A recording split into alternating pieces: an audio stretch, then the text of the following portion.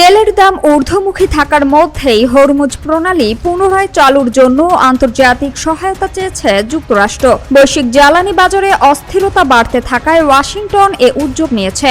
রয়টার্সের হাতে আসা মার্কিন পররাষ্ট্র দপ্তরের এক বার্তায় জানা গেছে, জ্বালানি সরবরাহ ব্যাহত হওয়ার শঙ্কায় একটি আন্তর্জাতিক জোট গঠনের পরিকল্পনা করছে দেশটি।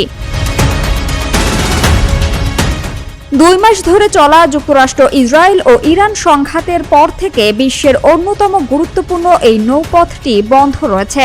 বিশ্বের মোট তেল ও গ্যাস সরবরাহের প্রায় 20% হরমুজ প্রণালী দিয়ে পরিবাহিত হয়। এটি বন্ধ থাকায় জ্বালানি সরবরাহে বড় চাপ তৈরি হয়েছে, বেড়েছে তেলের দাম এবং বাড়ছে বৈশ্বিক অর্থনৈতিক ঝুঁকি।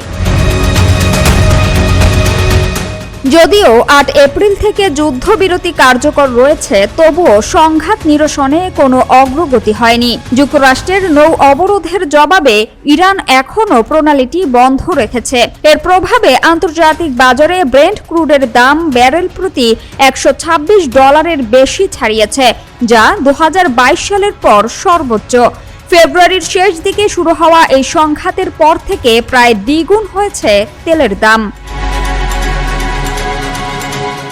এ পরিস্থিতিতে যুক্তরাষ্ট্র হরমুজ প্রণালীর আংশিক নিয়ন্ত্রণ নিয়ে তা জাহাজ চলাচলের জন্য খুলে দেওয়ার পরিকল্পনাও বিবেচনা করছে।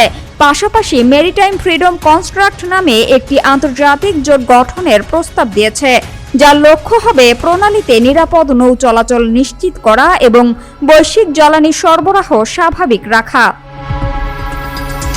সামিয়া সুলতানা, ঢাকা ওয়াচ।